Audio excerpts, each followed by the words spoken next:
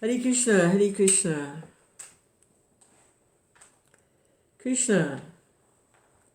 Well, it's 1:45 in the morning, and it's another one of those sleepless nights. Krishna. Ah, Krishna. I'm overstimulated. Too much devotee association today, and I'm gone with the wind. Hare Krishna, Hare Krishna, Krishna Krishna, Hare Hare, Hare Rama, Hare Rama, Rama Rama, Hare Hare. So, I'm in the mood for Bhagavad Gita. I'm in the mood for Bhagavad Gita. Yeah, definitely. This is it. Hey, Hare Krishna. One of those sleepless nights. Hare Krishna. Too much devotee association today. It's like, I'm gone. There's no way I can. It's just got to wind down. So I'm in the mood for Bhagavad Gita. Bhagavad Gita. And I just got to look at the 3 modes of material nature.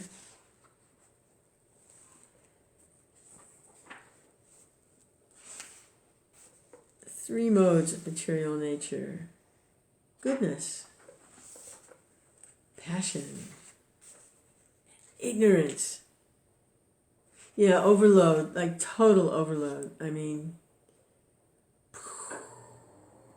it's like I absorb everything. You know, I actually hear everything they're saying, and it's got all kinds of stuff in it. You know, Krishna's there, but it's got all kinds of stuff in with Krishna.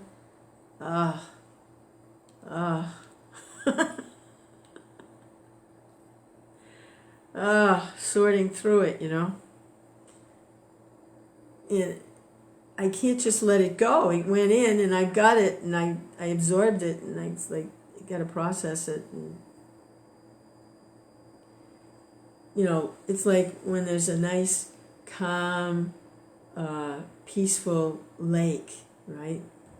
And then this motorboat goes through, boom, you know, it stirs up all the stuff from the bottom, and then it's like, you gotta wait till it, you know, it's like, oh boy. Krishna, it's like,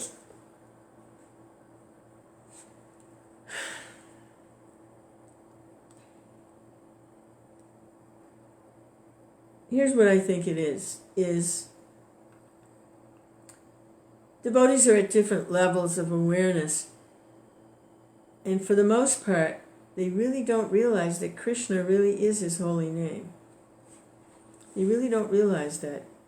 They're close, and they're chanting, and they're doing service, but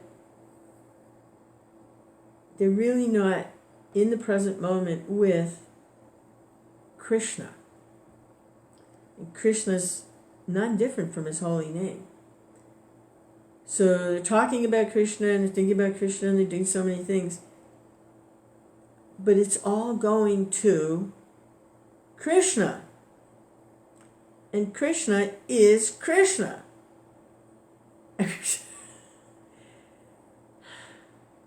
So it's a lot, you know, to like be associating with people who aren't quite relishing that Krishna is Krishna. Not quite getting it. So it's a lot. It's a lot.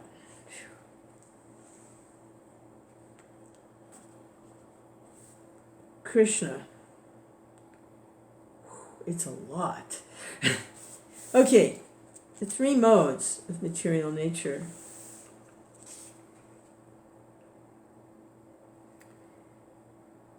It'd be nice to do the Sanskrit, but I'm not familiar with the verses, so I'm just going to do the English. The Blessed Lord said,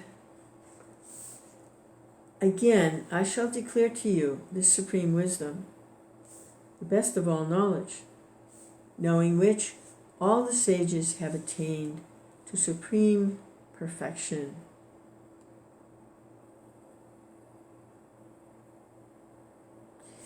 Prabhupada's purport: from the 7th chapter to the end of the 12th chapter, Shri Krishna in detail reveals the absolute truth, the Supreme Personality of Godhead.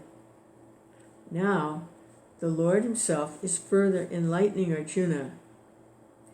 If one understands this chapter through the process of philosophical speculation, he will come to an understanding of devotional service.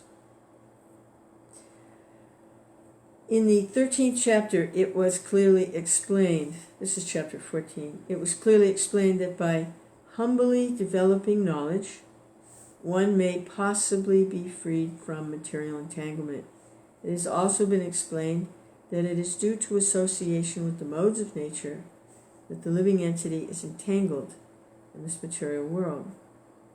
Now, in this chapter, the Supreme Personality explains what those modes of nature are, how they act, how they bind, and how they give liberation. The knowledge explained in this chapter is proclaimed by the Supreme Lord to be superior to the knowledge given so far in other chapters.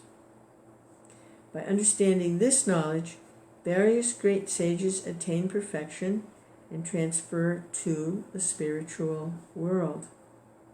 The Lord now explains the same knowledge in a better way. This knowledge is far, far superior to all other processes of knowledge thus far explained. In knowing this, many attain perfection.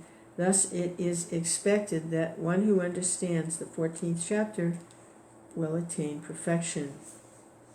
So how significant is it to grasp the three modes of material nature?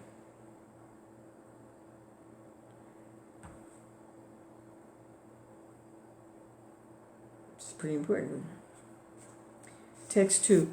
By becoming fixed in this knowledge, this is Krishna speaking, one can attain to the transcendental nature, which is like my own nature. Thus established, one is not born at the time of creation, nor disturbed at the time of dissolution.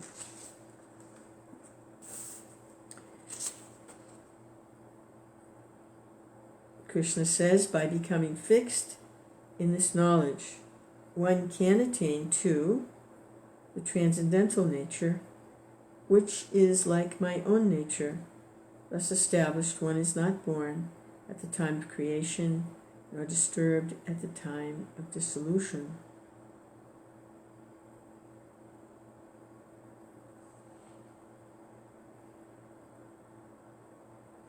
Prabhupada's purport. After acquiring perfect transcendental knowledge, one acquires qualitative equality with the Supreme Personality of Godhead, becoming free from the repetition of birth and death. After acquiring perfect transcendental knowledge, one acquires qualitative equality with the Supreme Personality of Godhead, becoming free from the repetition of birth and death. One does not, however, lose his identity as an individual soul. It is understood from Vedic literature that the liberated souls who have reached the transcendental planets of the spiritual sky always look to the lotus feet of the Supreme Lord, being engaged in his transcendental loving service. So, even after liberation, the devotees do not lose their individual identities. Generally, in the material world, whatever knowledge we get is contaminated by the three modes of material nature. But knowledge which is not contaminated by the three modes of nature is called transcendental knowledge. As soon as one is situated in that transcendental knowledge, he is on the same platform as that of the Supreme Person. Those who have no knowledge of the spiritual sky hold that after being freed from the material activities of the material form, the spiritual identity becomes formless without any variegatedness. However, just as there is material variegatedness in this world, so in the spiritual world there is also variegatedness. Those in ignorance of this think that spiritual existence is opposed to material variety, but actually, in the spiritual sky, one attains spiritual form. There are spiritual activities, and the spiritual situation is called devotional life. That atmosphere is said to be uncontaminated, and there one is equal in quality with the Supreme Lord. To obtain such knowledge, one must develop all the spiritual qualities. One who thus develops the spiritual qualities is not affected either by the creation or the destruction of the material world.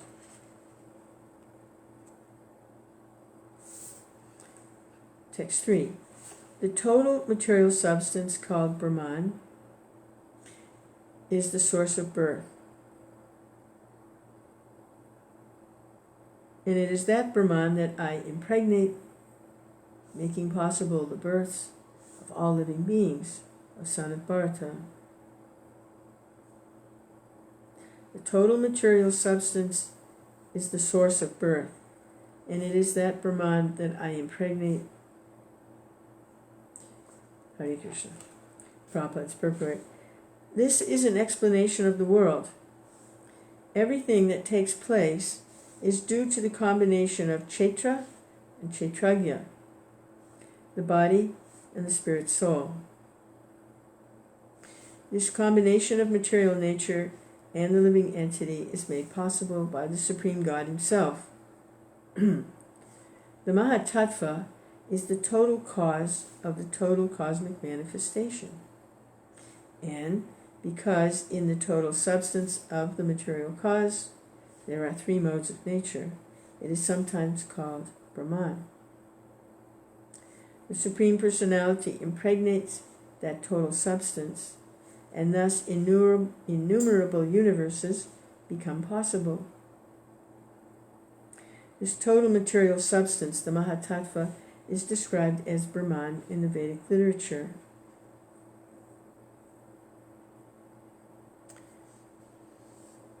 Into that Brahman, the seeds of the living entities are impregnated by the Supreme Person.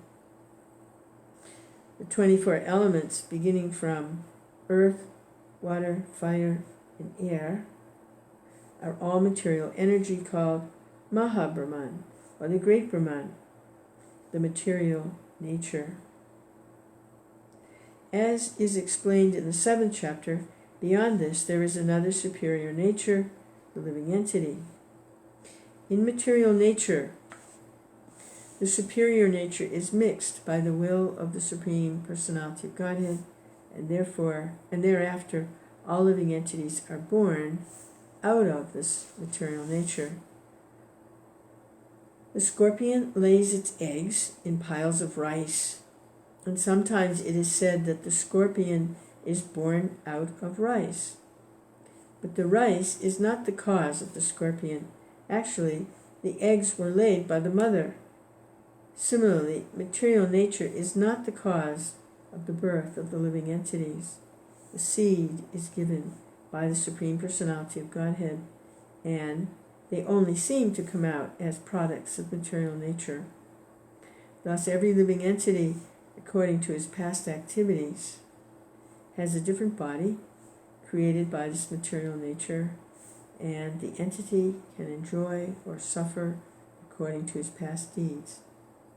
The Lord is the cause of all the manifestations of living entities in this material world.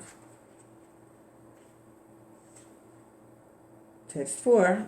It should be understood that all species of life, O son of Kunti, are made possible by birth in this material nature, and that I am the seed-giving Father.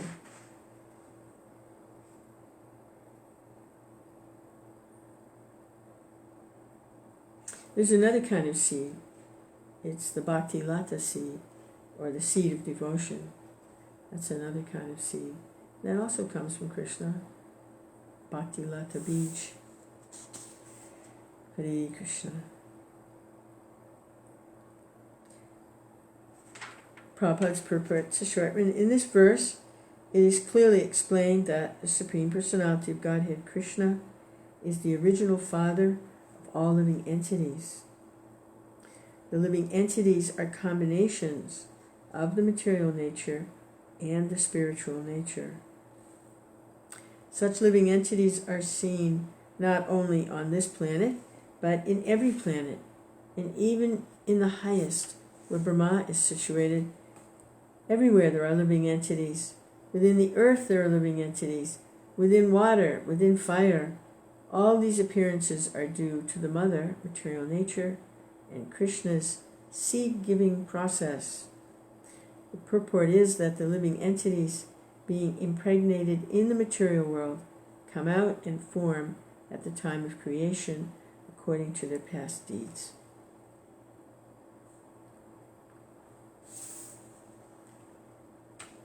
Text 5. Material nature consists of the three modes: goodness, passion, and ignorance. When the living entity comes in contact with nature, he becomes conditioned by these modes. Prabhupada's purport: the living entity, because he is transcendental, has nothing to do with this material nature. Still, because he has become conditioned by the material world, he is acting under the spell of the three modes of material nature. Because living entities have different kinds of bodies in terms of the different aspects of nature, they are induced to act according to that nature. This is the cause of the varieties of happiness and distress.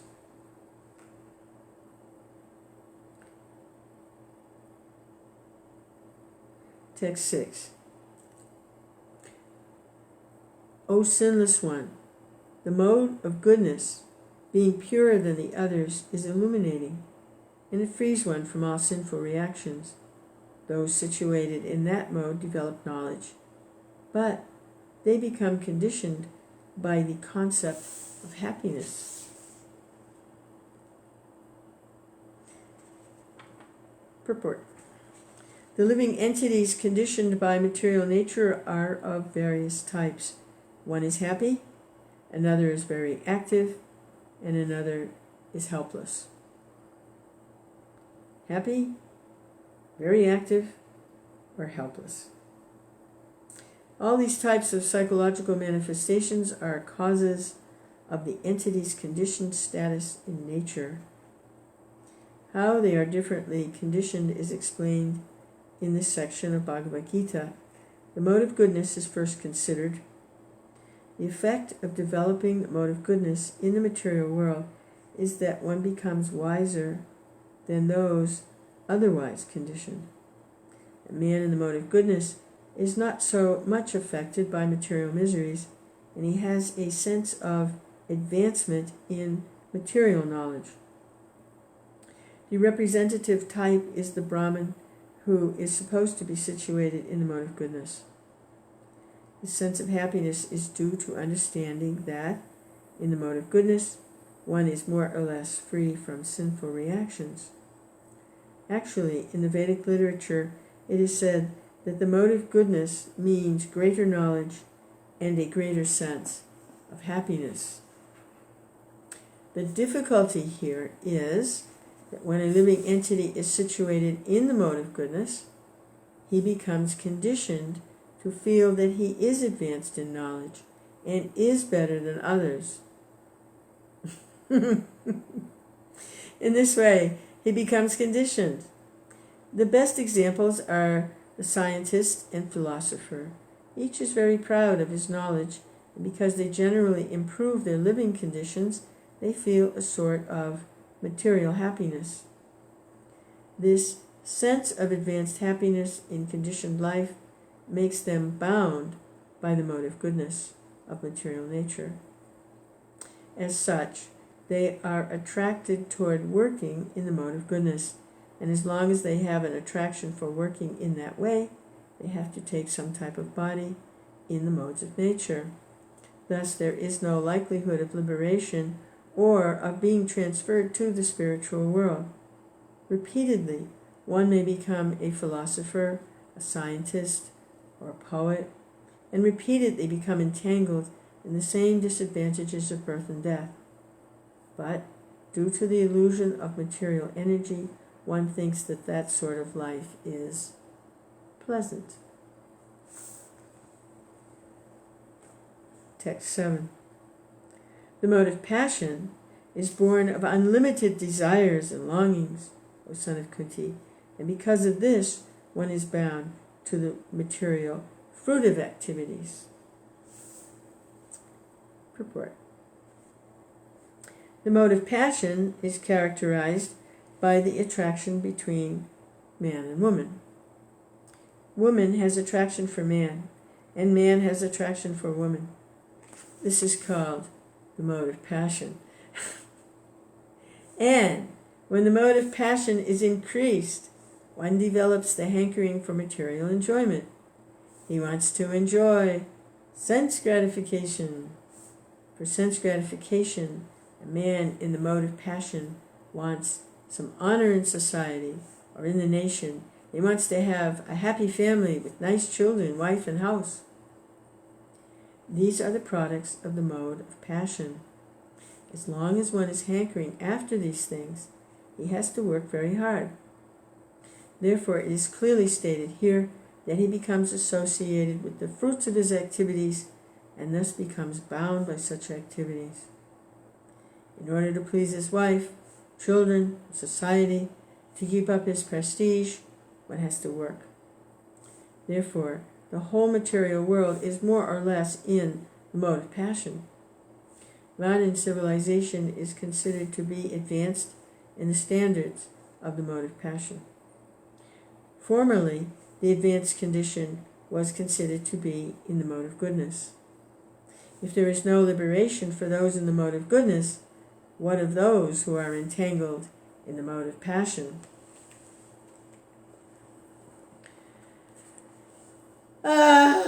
Krishna. Yeah, the big fish. Yeah, Hare Krishna. Yeah, they did a good job on that play.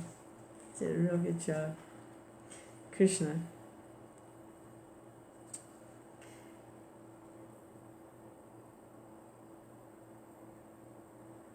Text 8. O son of Bharata, the mode of ignorance causes the delusion of all living entities. The result of this mode is madness, indolence, and sleep, which bind the conditioned soul. Purport. In this verse, the specific application of the word to is very significant.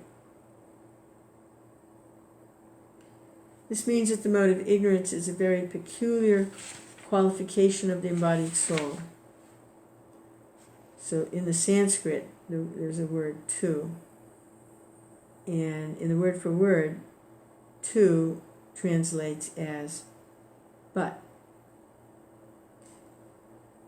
So it's just it's a conjunction, it's a grammatical, rather insignificant word, but because it's placed a certain way in the verse, evidently it becomes very significant. Prabhupada's going to explain the significance of that simple word there. It says, this means that the mode of ignorance is a very peculiar qualification of the embodied soul. This mode of ignorance is just the opposite of the mode of goodness. In the mode of goodness, by development of knowledge, one can understand what is what. But the mode of ignorance is just the opposite. Everyone under the spell of the mode of ignorance becomes mad, and a madman cannot understand what is what. Instead of making advancement, one becomes degraded. The definition of the mode of ignorance is stated in the Vedic literature. Under the spell of ignorance, one cannot understand the thing as it is. For example, everyone can see that his grandfather has died, and therefore he will also die. Man is mortal. The children that he conceives will also die, so death is sure. Still, people are madly accumulating money, working very hard all day and night, not caring for the eternal spirit. This is madness. In their madness, they are very reluctant to make advancement in spiritual understanding. Such people are very lazy. When they are invited to associate for spiritual understanding, they're not much interested. They are not even active, like the man who is controlled by the mode of passion. Thus, another symptom of one embedded in the mode of ignorance is that he sleeps more than is required. 6 hours of sleep is sufficient, but a man in the mode of ignorance sleeps at least 10 or 12 hours a day. Such a man appears to be always dejected and is addicted to intoxicants and sleeping. These are the symptoms of a person conditioned by the mode of ignorance.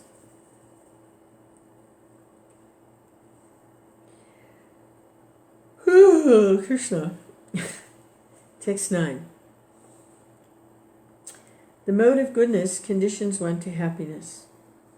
Passion conditions him to the fruits of action, and ignorance to madness. Purport. A person in the mode of goodness is satisfied by his work or intellectual pursuit, just as a philosopher, scientist, or educator may be engaged in a particular field of knowledge and may be satisfied in that way. A man in the mode of passion and goodness may be engaged in fruitive activity. He owns as much as he can, and he spends for good causes. Sometimes he tries to open hospitals, give to charity, institutions, etc. These are the signs of one in the mode of passion. And the mode of ignorance covers knowledge. In the mode of ignorance, whatever one does is neither good for him nor for anyone.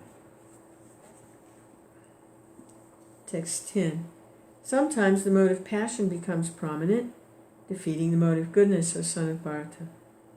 And sometimes the mode of goodness defeats passion, and at other times the mode of ignorance defeats goodness and passion. In this way, there is always competition for supremacy. Purport. When the mode of passion is prominent, the modes of goodness and ignorance are defeated. When the mode of goodness is prominent, passion and ignorance are defeated. And when the mode of ignorance is prominent, passion and goodness are defeated. What's that game children play? Rock, scissors, paper. It's like two kids are playing and they use their hands to indicate, like someone will go 1, 2, 3, and someone's hand will do the rock, and someone's hand will do the scissors. So rock wins because rock crushes scissors. And then they do it again. 1, 2, 3. Someone will go paper, and someone will do rock. And rock loses, and paper wins because it covers the rock. So this is somehow like a transcendental correlation to the competition of modes, goodness, passion, and ignorance. And when the mode of ignorance is prominent, passion and goodness are defeated. This competition is always going on. Therefore, one who is actually intent on advancing in Krishna consciousness has to transcend these three modes. Yeah, don't play that stupid game.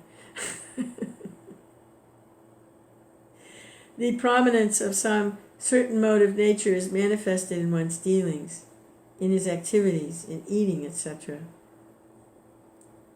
Yeah, the mode permeates. If someone's being influenced by a particular mode, it permeates all the activities. What he eats, his kind of work he does, kind of charity he gives.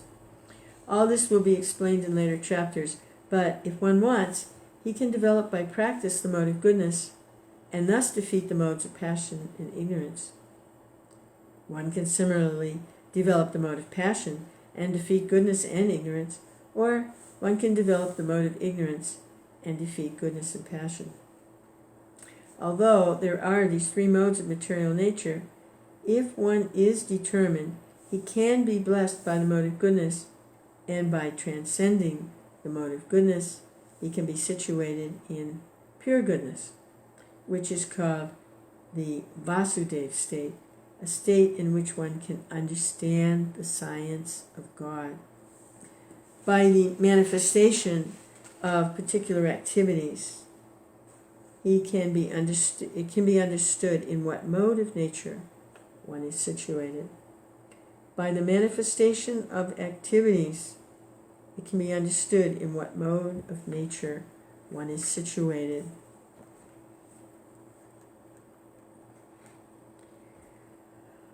Ooh, Krishna. Text 11. Manifestations of the mode of goodness can be experienced when all the gates of the body are illuminated by knowledge. Purport. There are 9 gates in the body: 2 eyes, 2 ears, 2 nostrils, the mouth, the genital, and the anus. In every gate, when the symptom of goodness is illuminated, it should be understood that one has developed the mode of goodness. It's like total experience, mode of goodness. In the mode of goodness, one can see things in the right position. One can hear things in the right position. One can taste things in the right position. One becomes cleansed inside and outside. In every gate there is development of the symptoms of happiness, and that is the position of goodness.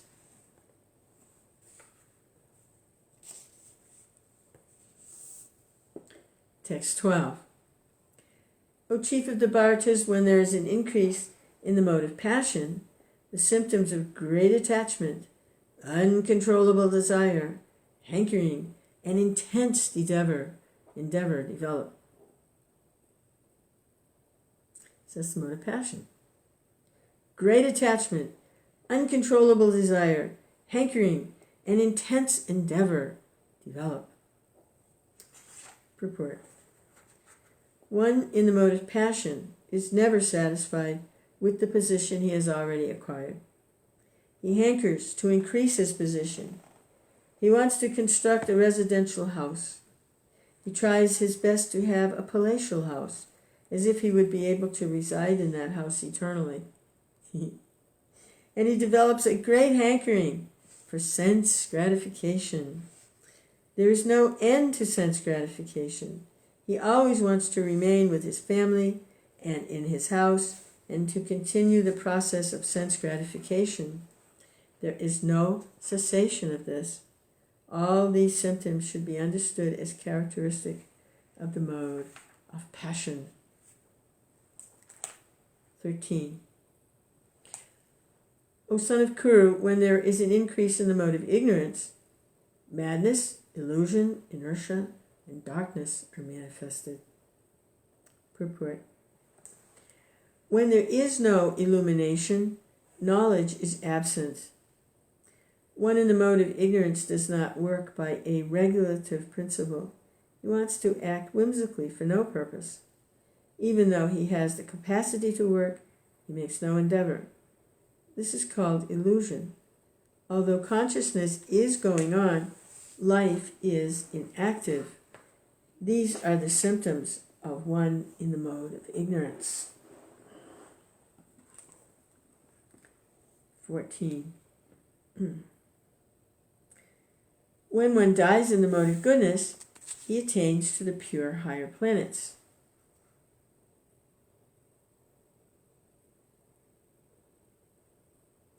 Purport. One in goodness attains higher planetary systems like Brahmaloka, Janaloka, and there enjoys godly happiness. The word amalan is significant. It means free from the modes of passion and ignorance.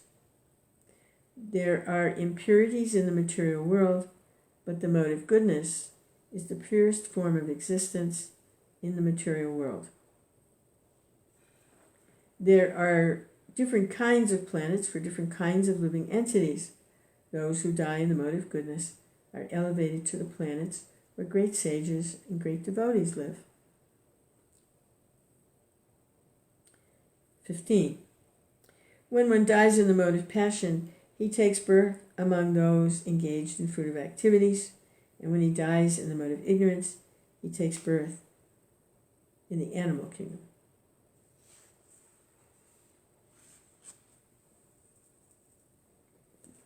Krishna. Purport. Some people have the impression that when the soul reaches the platform of human life, it never goes down again. This is incorrect.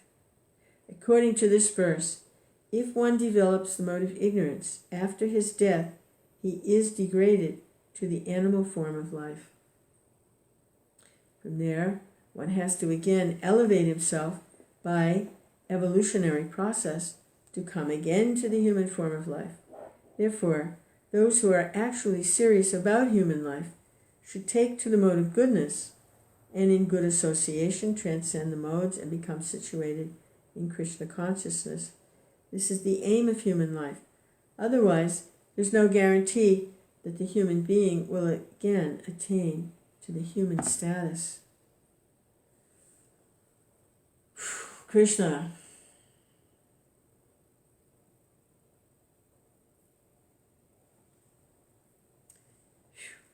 Frightening thought, isn't it? Glide down, back down through animal species.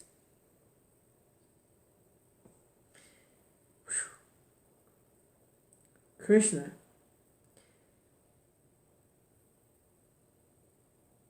What was it? I think Prahlad Maharaj, he said that he wasn't afraid of Nishingadev. He was afraid of Maya. He wasn't afraid of Nishingadev. He was afraid of Maya, or gliding back down into the illusory energy, having to take a material form subject to the three modes of material nature. That's what he was afraid of. He wasn't afraid of Nishingadev. Krishna. Take 16. By acting in the mode of goodness, one becomes purified. Works done in the mode of passion result in distress, and actions performed in the mode of ignorance result in foolishness. Wow, big long purport here.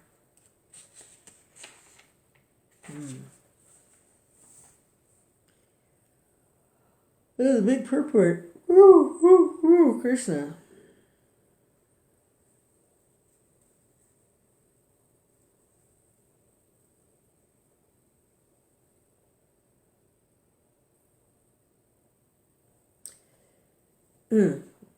Purport. By pious activities in the mode of goodness, one is purified. Therefore, the sages who are free from all illusion are situated in happiness. Similarly, activities in the mode of passion are simply miserable. Any activity for material happiness is bound to be defeated. If, for example, one wants to have a skyscraper, so much human misery has to be undergone before a skyscraper can be built. The financier has to take much trouble to earn a massive wealth. And those who are slaving to construct the building have to render physical toil. The miseries are there. Thus, Bhagavad Gita says that in any activity performed under the spell of the mode of passion, there is definitely great misery. There may be a little so-called mental happiness, I have this house or this money. But this is not actual happiness. As far as the mode of ignorance is concerned, the performer is without knowledge, and therefore all his activities result in present misery, and afterwards he will go on toward animal life. See, karmic reaction without knowledge, you're doing so many things that cause reactions. That's the mode of goodness, because they have knowledge. A person's not so much prone to these reactions from the material nature because they have knowledge. But in the mode of ignorance, since there's no knowledge, everything they're doing is causing more reactions.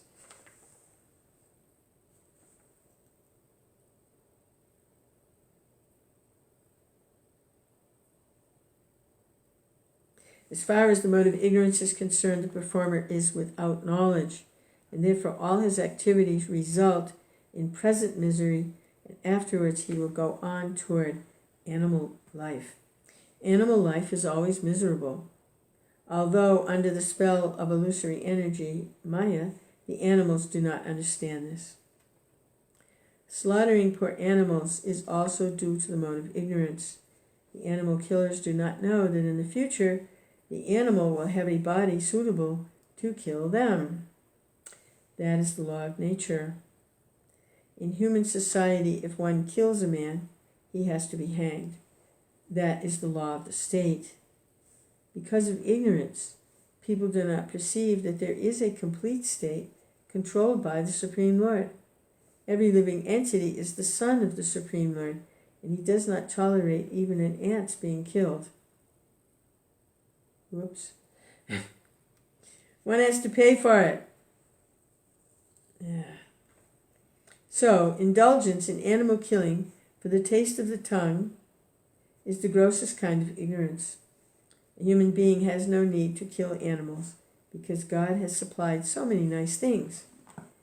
If one indulges in meat eating anyway, it is to be understood that he is acting in ignorance and is making his future very dark. Of all kinds of animal killing, the killing of cows is most vicious because the cow gives us all kinds of pleasure by supplying milk. Cow slaughter is an act of the grossest type of ignorance.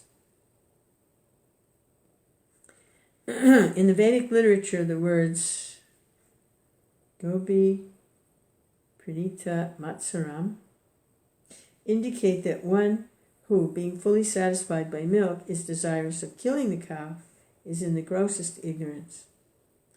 There is also a prayer in the Vedic literature that states, Namo Brahmanya Devaya Go Brahmanya Hitaya Cha Jagat Hitaya Krishnaya Govindaya Namo Namaha.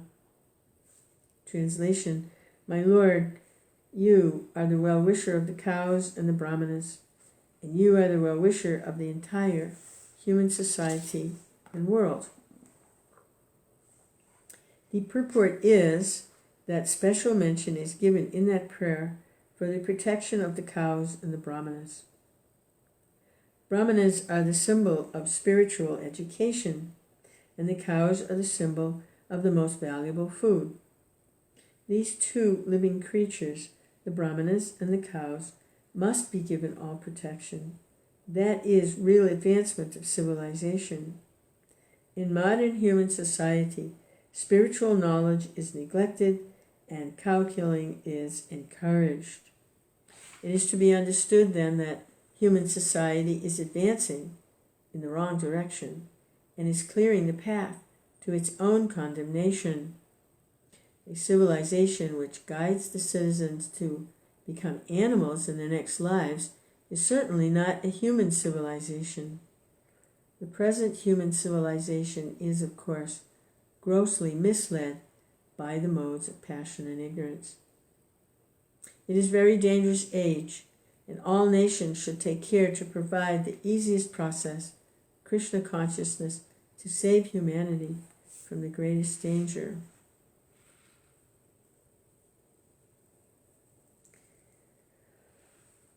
Krishna. Phew.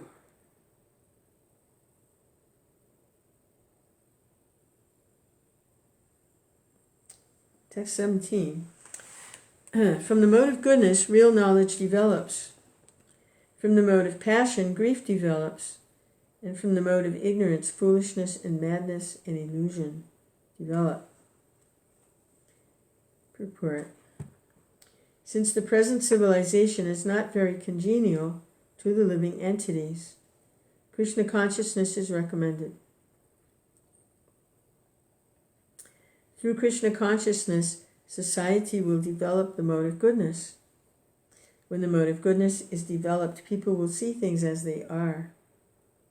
In the mode of ignorance, people are just like animals and cannot see things clearly.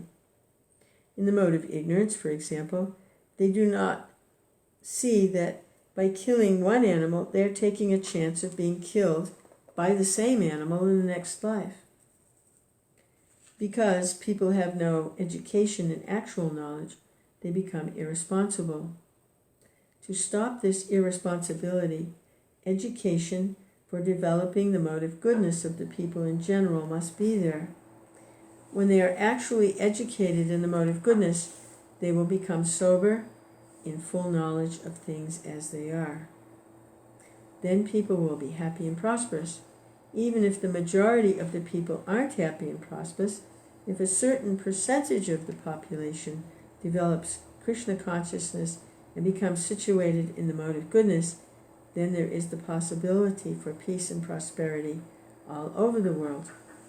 Otherwise, if the world is devoted to the modes of passion and ignorance, there can be no peace or prosperity. In the mode of passion, people become greedy, and their hankering for sense enjoyment has no limit. One can see that even if one has enough money and adequate arrangement for sense gratification, there is neither happiness nor peace of mind. That is not possible because one is situated in the mode of passion. If one wants happiness at all, his money will not help him. He has to elevate himself to the mode of goodness by practicing Krishna consciousness.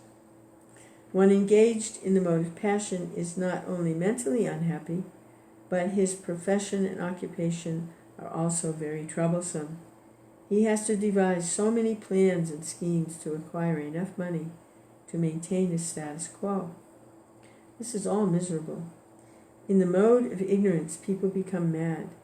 Being distressed by their circumstances, they take shelter of intoxication, and thus they sink further into ignorance. The future in life is very dark. Ooh, Krishna! Wow.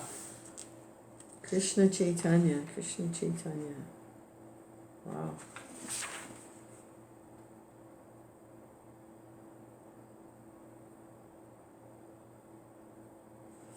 Hare Krishna.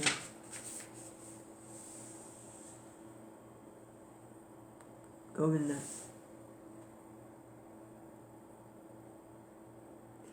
Hare Krishna. Lance, he said he was talking to the ants today, because it was mentioned that if you're killing even an ant, there's a reaction. You have to get some reaction for it. I tried to catch a bug and put him outside, but it didn't work. I ended up squishing him by mistake. So, Hare Krishna. Oh no, here's one crawling on me now. Here, go over there.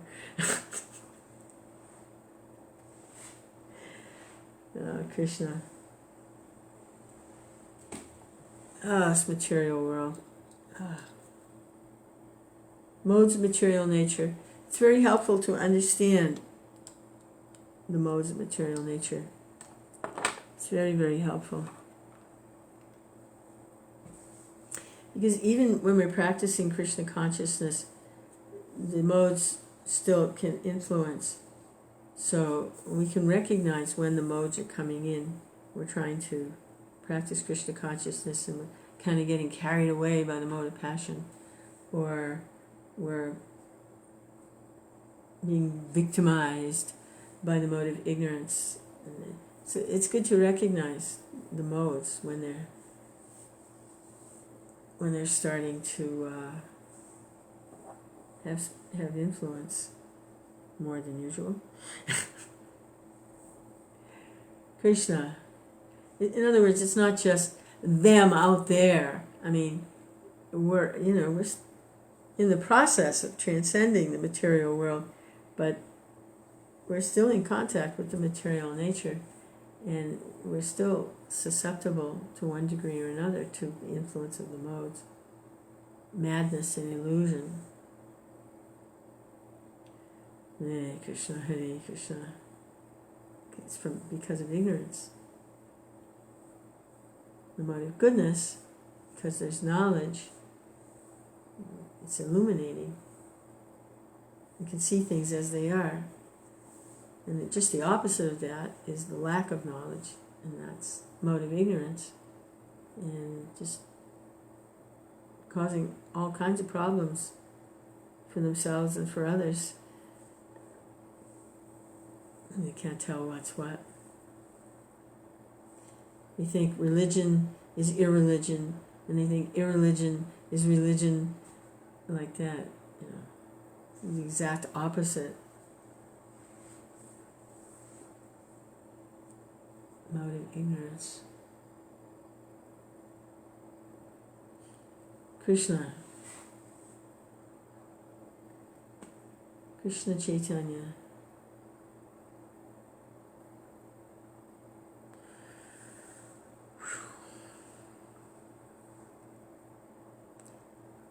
I'm going to see if I can't go into the mode of ignorance. Take some rest. Oh, Krishna.